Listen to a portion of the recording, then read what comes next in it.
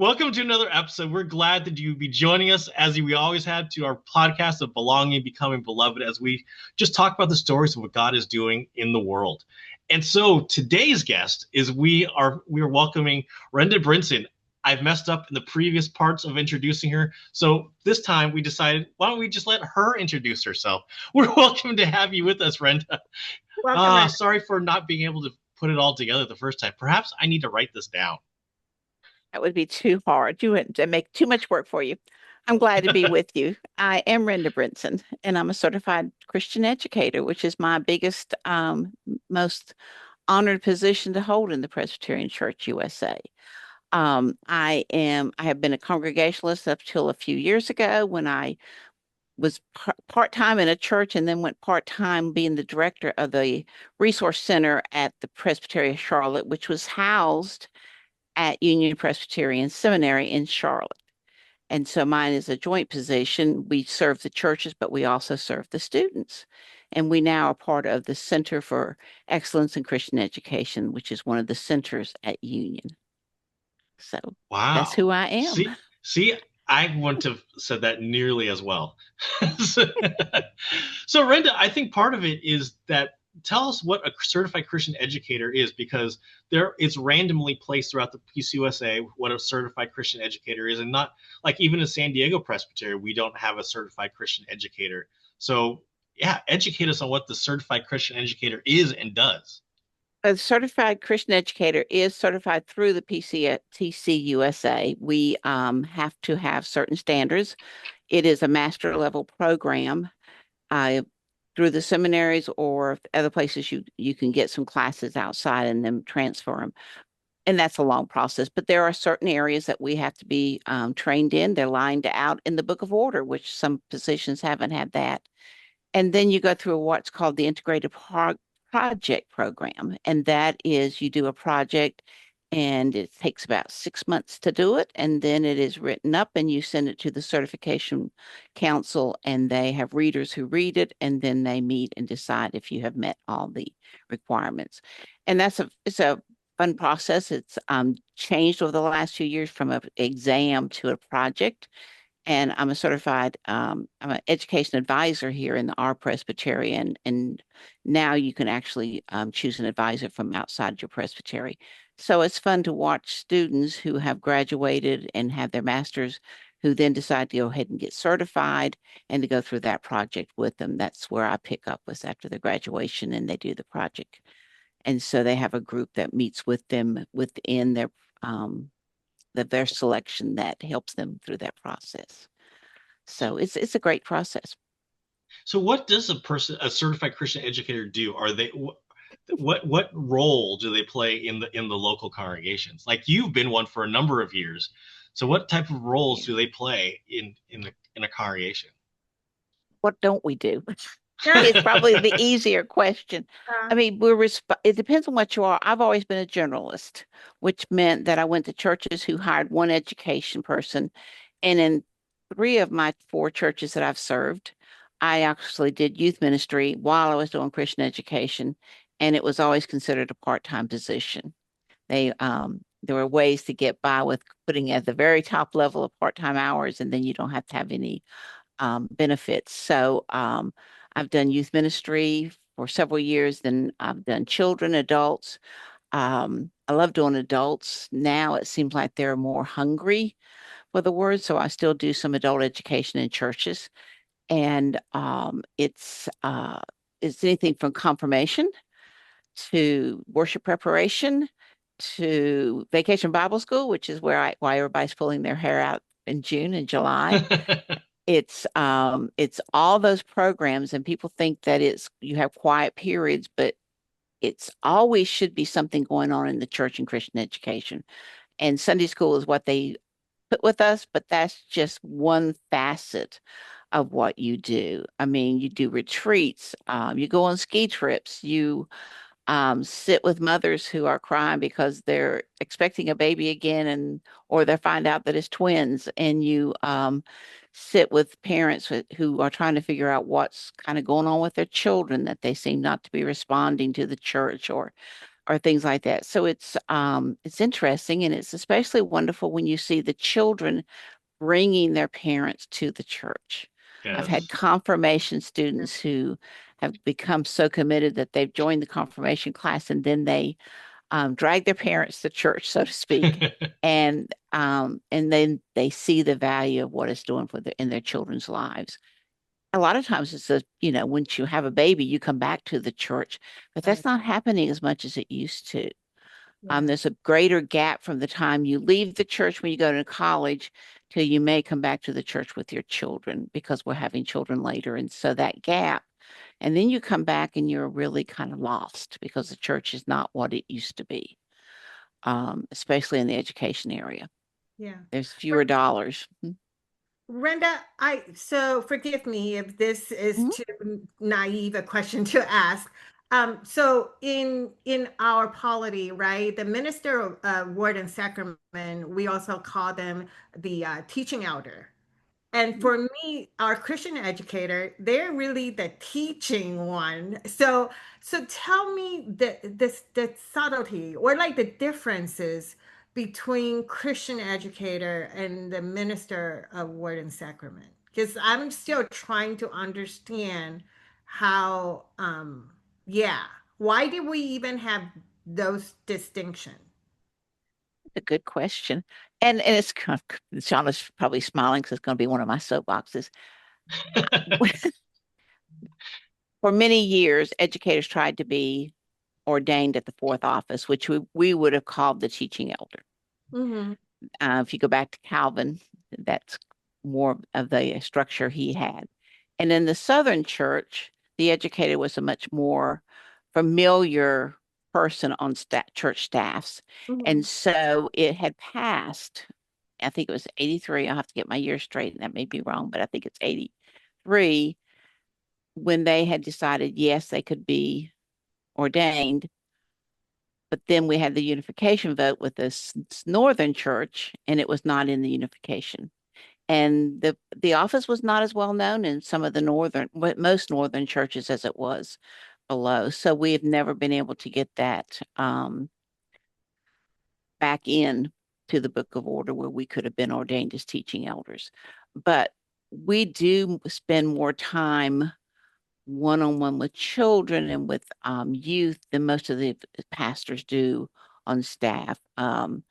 They do a lot of pastoral calls, and I may many times call my pastor and say, this is a family that might need some special care, or to know what's going on, because a lot of times I might hear of a tragedy in the family through the children when they come into preschool and they tell a story, or when you ask for prayer requests. Now, you can ask for prayer requests and get, my grandmother died, and you call the pastor and say, their grandmother had died, and you find out, well, they did, but that was 7 months ago. But for the child, it was still very fresh Mm-hmm. on their prayer Yeah. list, because for them, that's what they thought of when they said, who would you like to pray for? But that's always a way of connecting the Ministry of Education with the pastors. And I always tried to find ways for pastors to come in, like our midweek program, they would come in and do the closing devotional, or I would have them come in. Each staff member sometime during the year would do a preschool chapel, things like that, to try to connect the two, because people, especially with preschools, separate preschools out on the island by themselves and forget that they are a ministry of the church, and that their staff members of the preschool are more than likely, by the way your charter is set up, they are employees of the church. Right. And so to get all that connection together, it takes some willingness from the staff, and it takes some coordination usually by the educator. That's awesome. Thank you. How did you get into certified Christian education? What's your story? How did you discern this? Long, long time ago. I was my husband and I live in Charlotte, and we had joined a church, and I was doing some work with some adult programs, and mainly the Kerygma program when it first came out. And I went to at that time they trained leaders, and so I'd gone to Kerygma and had taken also some other curriculum courses. to get to know different curriculums. And so then I was visiting churches and helping them with their, just on my own, when they would call me and say, small churches, we need somebody to come and talk about curriculum. Would you be glad to do it? Or would you explain this program to us? And so I started doing that, and I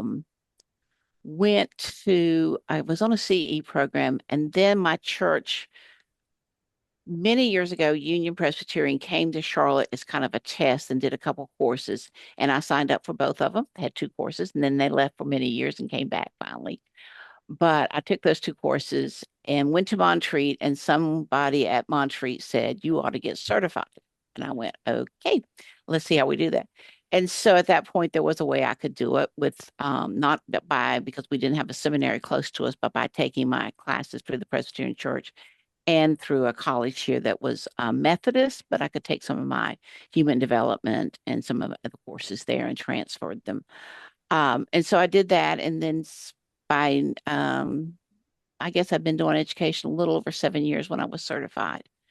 And so that was in 1999. And so I had probably done education for about 9 years before that.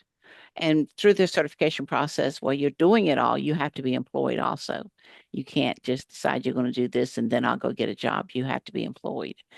And so, or I think now you can be a volunteer with regular hours. So that's all changing because the church is changing, and educators are often the last staff person hired and the first one that the budget cuts have to get rid of. So it's always been a very unstable place sometimes to feel like you're in. I know that I always laugh if my husband hadn't had a good job and a good retirement plan, I might be in really major big trouble right now. But that's just, I felt called to serve, and that's what I've done. And I've had the support of my family. And I know when I went back to started back on my certificate, my coursework and everything, I had four children. My boys were 7 years apart from first to last. And so they were all growing up together. My husband traveled sometimes internationally, not often, but he would be gone for a while. And I didn't think much of it until years later when my son had gotten married. My first one had gotten married, and he called me and said, I'm thinking about going and getting a master's degree. And I said, well, education's always good. You know that. And we talked about it. And I said, well, you can do it now or you can wait. They had been married about 6 months. And his wife told me later when he hung up the phone, he looked at her and he said, we could do it. And I could do it now or I could wait until we have children. But my mother did it when we had children. It was ugly. So I said, okay. But it was, it just took a lot of coordination to do it in those days. So glad I did it, but it was memorable. Hard work, but worth it. Education is such an interesting thing in the church these days because if the churches are smaller, they don't have the staff that are the director of Christian education. I was a DCE in my first real job at a church and stuff like that. And as I've even been looking around for youth groups for my own children in my area, there aren't youth groups anymore. So where do you see educational components within church, in church education? Because it is drastically changing as our congregations are getting smaller. It's having to depend on volunteers and all this stuff. Is like, how do we pass on or even educate about theology or whatever it is these days? And I think that's interesting because one of the things at APSE, which is the organization called Association of Partners in Christian Education, is made up of 4 denominations, all Reformed faith. And we really realize that we need to start providing more for the beginner, the volunteer, the non-paid staff person who's doing education and needs to have better resources in order to do that job. And it's always been that way. I mean, you've had churches when they hire their first educator. I can remember, I think it was my second church, and I was big on processes. We go to the committees, we think these things through. And I walked in and I saw the Sunday school curriculum they were using. And I just said to the CE committee, my first committee meeting, next in 3 weeks when the quarter changes, we're changing Sunday school curriculum because we were not going to use that.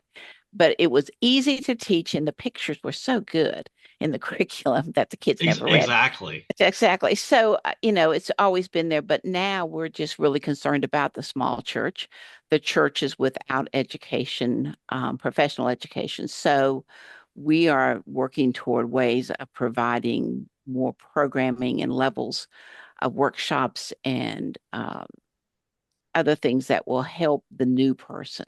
We manage a website called Opening Doors to Discipleship, which is directly for education and helping those who are looking for resources or how to do something, how to write a safety policy for your youth, how to plan for a youth trip or how to evaluate curriculum. If you don't know what the steps are, it becomes overwhelming. So we're working toward helping them, and that's what Union's doing too through their Center for Christian Excellence in Christian Education, is finding ways to practice research and find ways to make education better in the congregational setting, because that's where it all comes down to, is what's happening in the congregations. Yeah, because it's interesting trying to figure out education within congregations that are so small and dependent, and like don't have the person that it was like, hey, come on, on a Sunday morning, and like 15 minutes before you teach Sunday school, here's the group curriculum with all the toys and everything in it, and just go. And it's like entertainment for an hour type thing. And we're like, did you actually learn anything in that, or was it somebody just trying to hold on, trying to do for an hour? Type thing. And that's it. And there's much more pulling children out of the congregation now, because it's easier on the parents. I've always been one that I think families need to worship together, and pulling children out and then expecting them at some point in their life to know what the life in the sanctuary and how to worship in the sanctuary is all about. I don't think children have to be quiet in the sanctuary at all times. I think children are children, and we should be very thankful they're present with us. And so helping congregations to learn that, though. But I've been doing some pulpit supply for our presbytery, because we have many little churches without pastors right now.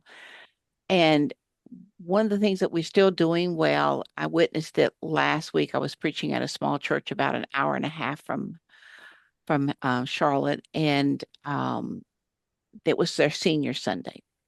But it's a small church, and their graduates were there, and they had 3 graduates,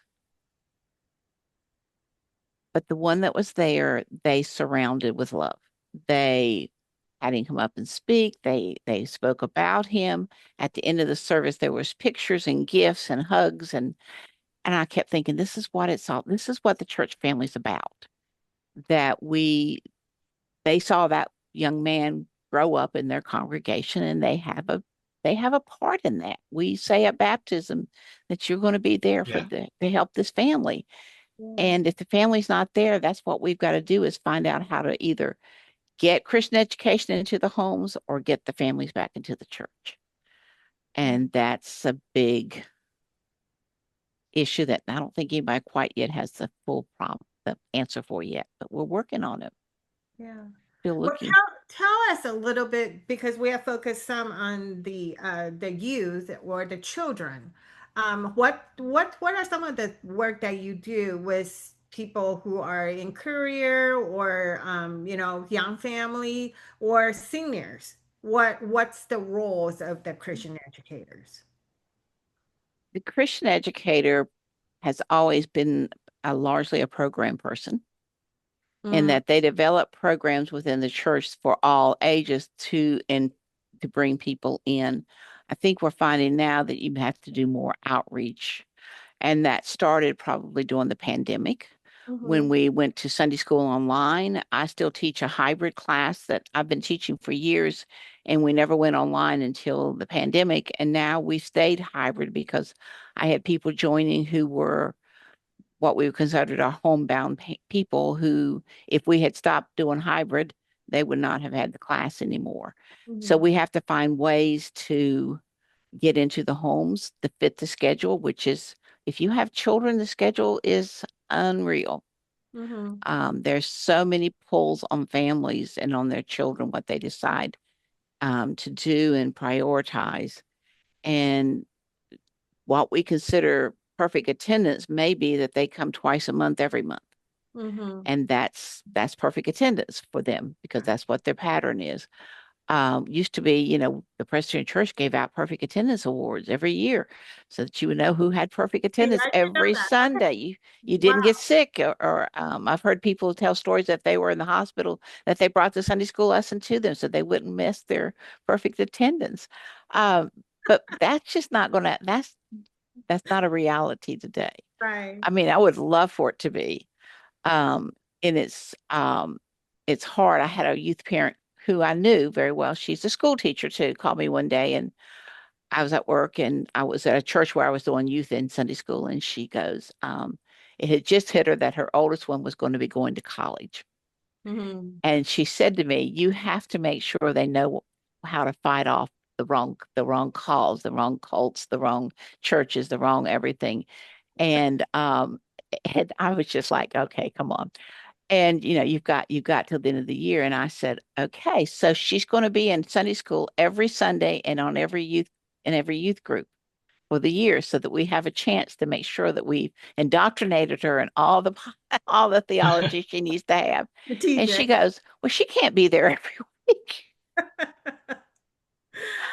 And I said, okay, so how are we going to do this jointly if you're not going to be there every week?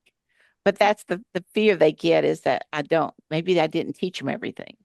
And it can't be done in a short period of time. It's a lifelong, we call Christianity a lifelong journey. Right. And you don't get there unless you take the journey. Yeah. And that's the fun part and the hard part. When do you what crisis is going to bring you to the church, and are we always in crisis mode? And so it's difficult. It really is. So I have one additional question about sort of kind of following that, right? So because our churches are smaller right now and we're a lot of aging congregations, right? So a lot of our pastors have no choice but then to become that Christian educator as well, right? So tell me something that oftentimes the pastors do wrong, or not do wrong, but like they didn't know how to do it the way it should be done, like according to an official Christian educator, right? Like I mean, how that, I just find that very interesting. So share with us. I think in my role as director of the resource center for the presbytery, that's the when they come in, it's curriculum. They do not know how to choose good curriculum. They know the publishers, but they don't know even like our Follow Me curriculum is good curriculum, but it's got parts. It's not like you pick up one book and everything is in the book that you need to do for the class or Right. so you have to, help them and remind them that working with volunteers who they need to help lead the way. It's just I used to prepare books for my teachers at the beginning of the year with the curriculum and with the fire drill policy and with the children protection plan and what to do in emergency plans and all those things were in there and that was just part of the training that teachers needed because if the fire alarm goes off in the middle of Sunday school, you don't want everybody running around. I mean, we used to have drills when I was in a large church. We had drills, and you need to do that because I remember one Sunday we were going to have a fire drill, and so went to pull the fire drill, and it didn't work. So two of the Sunday school elders said, "Oh, we'll just run down the hall and yell," which is what they did. Because I warned the teachers it was going to happen, so the teachers knew. And but it was so funny because I'm like, there's always going to be something to go wrong when you start to do something in education, and the fire alarm just didn't work at all. So it was fun, but they came out of their classrooms.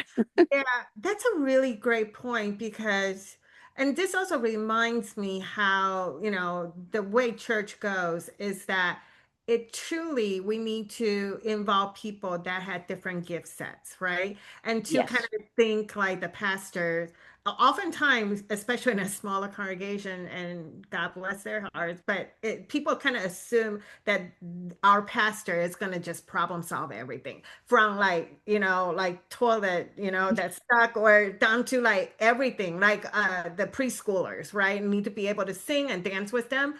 And I just feel like that's just really overwhelming. And to have a position like that, I find it very helpful, to kind of, because curriculum, like you said, it's hard, Mhm. especially if I'm not doing it on a daily basis. I wouldn't even know where to go look. So to have that Right. resource seem like really reasonable and very helpful. That and a good children's sermon. I mean, they can all be object lessons, and if they're not used to children, they can lose control real quick. And trying to get the kids back, you need to ask the children questions, but you also need to keep them engaged. And so it's just the little things that if you're not used to doing them, Yeah, it makes it very difficult. Or if you've never done it before and you're suddenly in that role. yeah, And when you go to a small church today, you are everything to Yeah. your exactly. pastor. Exactly. Because And both Sean and I, we probably do pulpit supply from time to time because we don't have a congregation specific. But mhm, every time I would ask, well, do you have like children's sermon time and things like that? And because I dread it. Like honestly, like seminary didn't train me how to give like children's sermons. So mhm, I'm always like thinking like, oh, what do I talk about? And especially, there are times, I mean, some of them will cooperate. I was like, oh, please act like you're happy, or please, like, just laugh. And I was like, I should really pay all these kids before we get started, right? And so like, I find that really is a challenge when you're not doing that, and especially when you don't know them. The mhm. engagement is so important. Well, and I mean, I can't think of a minister who is doing a Christmas pageant with the children, because it's chaotic, folks.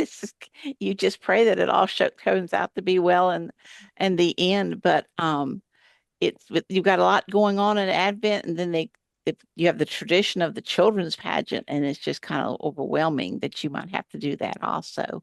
Yeah, So you find a good volunteer and pray that they are there. exactly. And a lot of churches now that don't have pastors are going along and filling their pulpits weekly with someone different, and it's all volunteers. And this past week when I was preaching, I think I turned in this particular church, I always asked that the liturgy be turned in by Wednesday, and so I was getting ready to do that.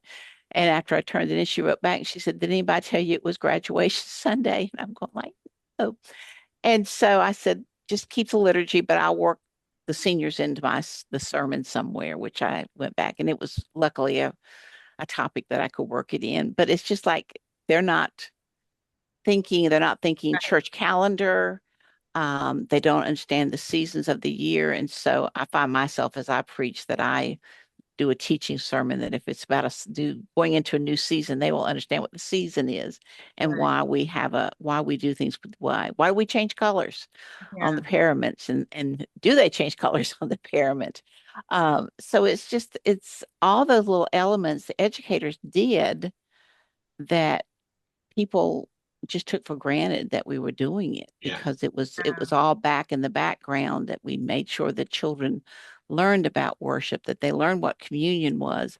And that's the hard part for educators, is that we teach confirmation class. I Mm, teach elders in their trainings. I do worship orientation, and yet I'm not, as an certified educator, allowed to serve at the table. mm, And so I get everybody ready for it, but that's as far as it goes. I have even taught with with a group that would do training our commission pastors to be commissioned pastors, and yet I couldn't do what they were doing. And so it's a little bit frustrating, and we have lost so many educators because it's just frustrating. And I would tell anybody, if you're going to seminary now, get the dual degree, get mm. be ordained, and be taking and getting your mace degree too. because having the Master's of Arts Education is going to help you so much when you get into the church and find yourself doing the education program also. Because they train us to be great theologians and stuff like that in seminary. But it was like, I remember going, okay, I'm supposed to teach children's Sunday school now. How do I just survive the hour as opposed to how do I communicate what I'm trying to do? But there's so much more.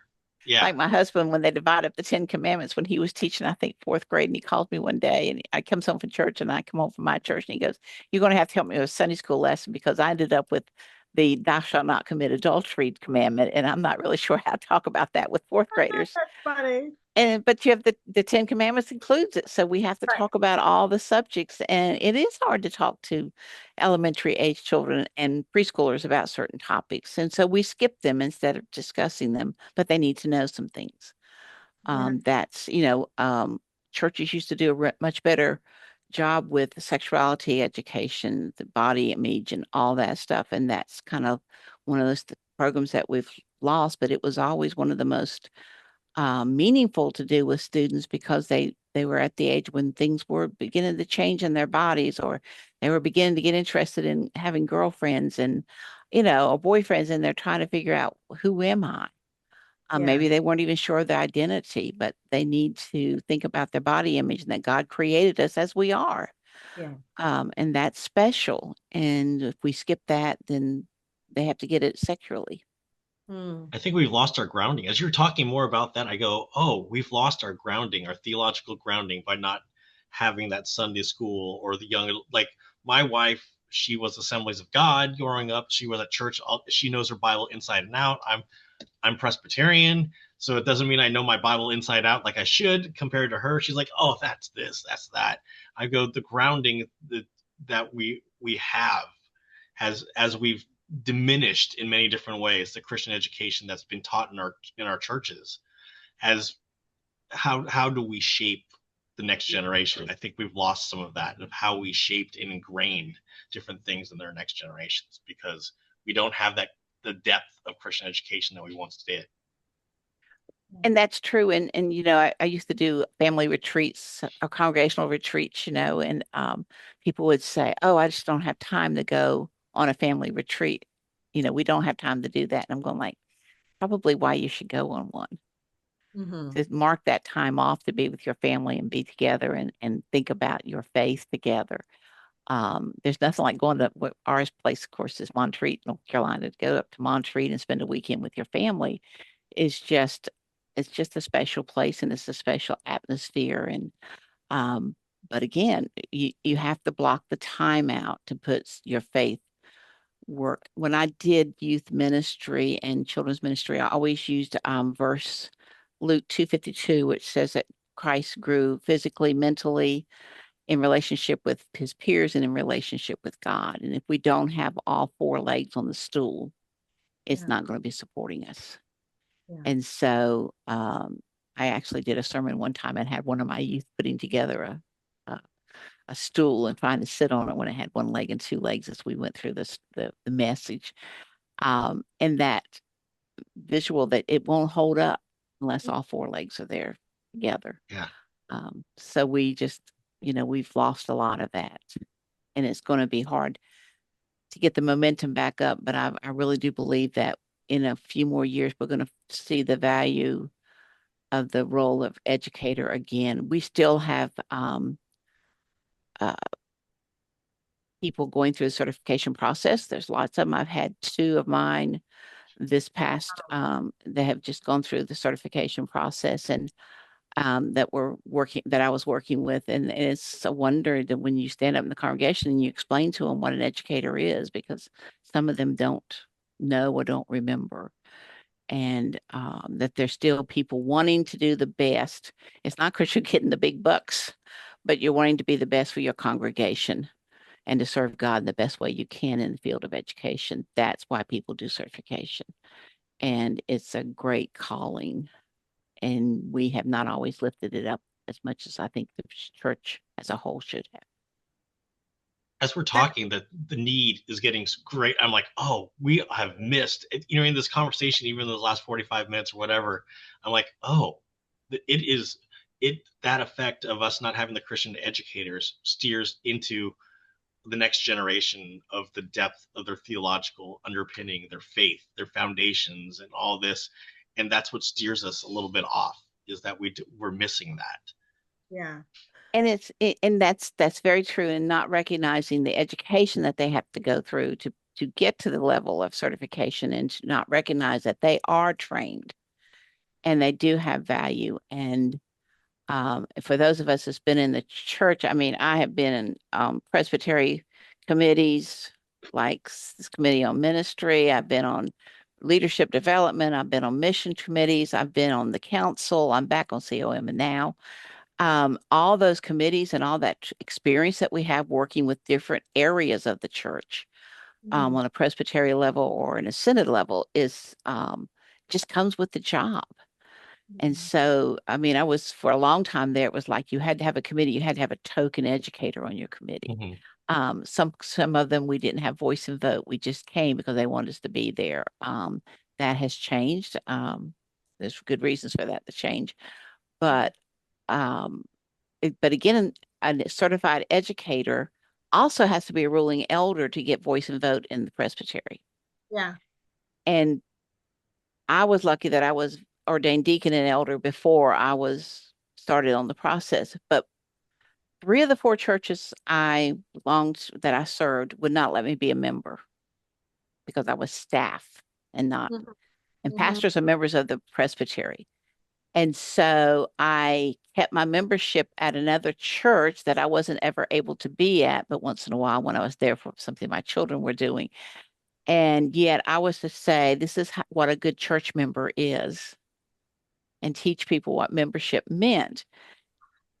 And therefore, if because you're not a member, you can't ever become an elder.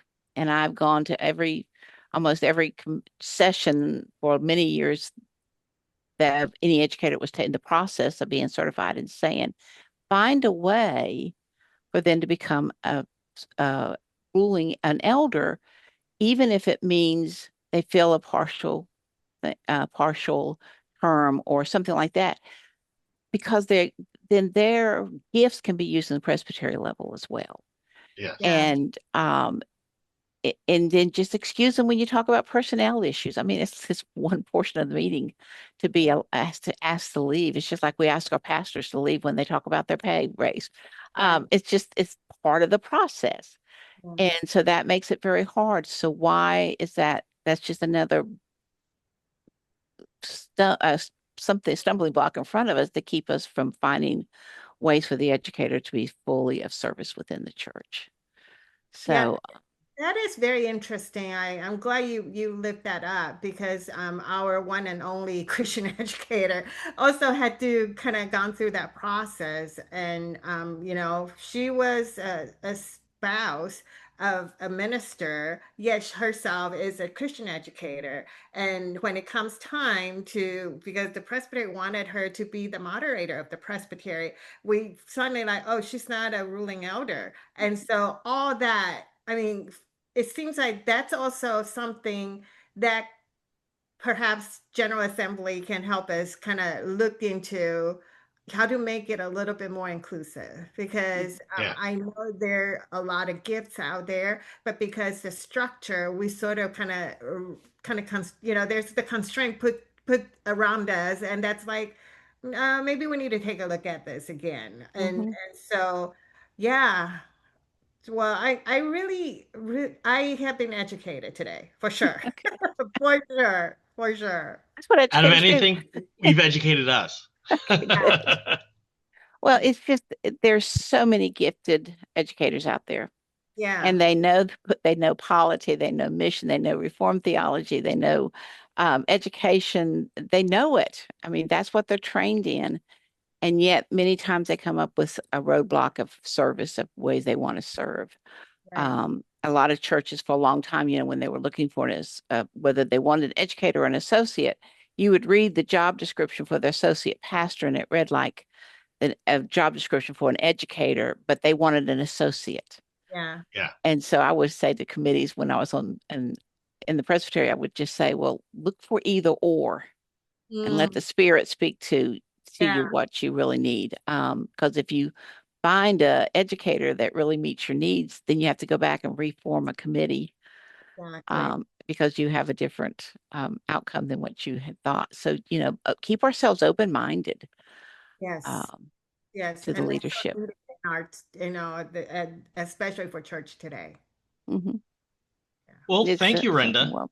Thank This you. was a great conversation that we had. But there's one question that we always end to ask, but I don't know why I always ask the question. So you get to ask it this time, Francis. No. Let's keep the tradition. You Oh, go. fine. Okay, Renda. Here's our hard question. This is our hard question for the day. When you've Okay. had a hard day teaching Christian education, what is that comfort food that you have? And a bonus, if you can tell us where we can get it. It's usually self-cooked.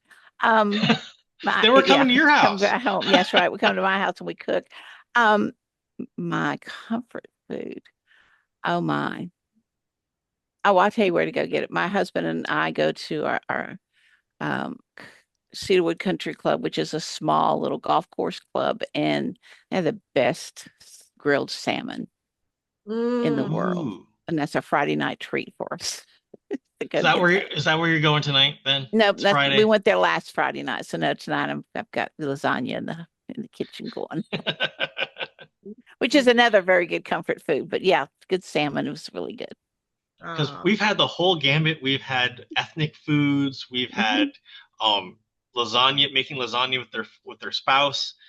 And it's just a whole. And so we appreciate you spending the time with us Oh, as we talk glad to about do Christian it. education because that's something we don't talk about a whole lot we is don't. Christian education and the Less role that it than plays.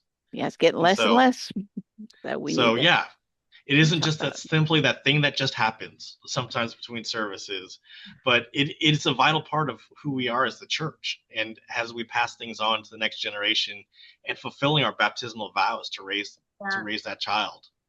And to be called people of the book, which we've been called for many years, we need to know the book, and that's education. Yeah. Yeah. So, Awesome. Thank yeah. you for your work. Thank you. With education, and I can see your passion, and I'm just praying that more people would look at it as an option because oftentimes people don't. Like, many presbyteries now don't even have one. We're just lucky I can claim at least one. But And that's, one of the things that there's been some conversation around, and I've had conversations with a couple of ministers within our own presbytery, is we're doing shared ministry between churches, sharing pastors. That yes, can be done with educators too. absolutely. Two or three churches sharing an educator would not be impossible. It would be Absolutely. hard work. But But that's a first need different to- way. right, but we first need to lift up really how Hmm. important that Hmm. position Yeah. is. And we're Right. learning today. I'm like, oh my goodness, if only we have that as a resource. And Mai is very generous. And I truly believe without her, sure, I'm going to say her name, Carol Stanley. Hopefully she's listening. Thank you. She's very Hi, passionate Carol. about youth, and I truly believe without her dedication and her passion for youth, um, Riverside Presbytery would not be at this place because this is a presbytery that truly said we're going to really focus on our youth for the next few years. So that's where we put most of our money. So thank you for people like you You. who's so dedicated. Thank Well, you. those in the congregation that are actually working with the congregations are the ones to be um, that really put forth that because they fall in love with their children. They fall in love with the members of the congregation. I watch children grow up, and I um, do work with we have Boy Scout troops at my home church, and they do their God and Family program, and I've been working on that for years with them, and I'm doing boys who fathers I had and mothers I had in previous Wow. classes. And it's always kind of like, the dads come in and go like, I know what you're going to say next to me. But it's just watching the children grow up and then come back to the church is just the joy of the work we do. Yeah. Well, thank you again, Renda, for your time and Thank you for for all that you inviting me, do. Sean.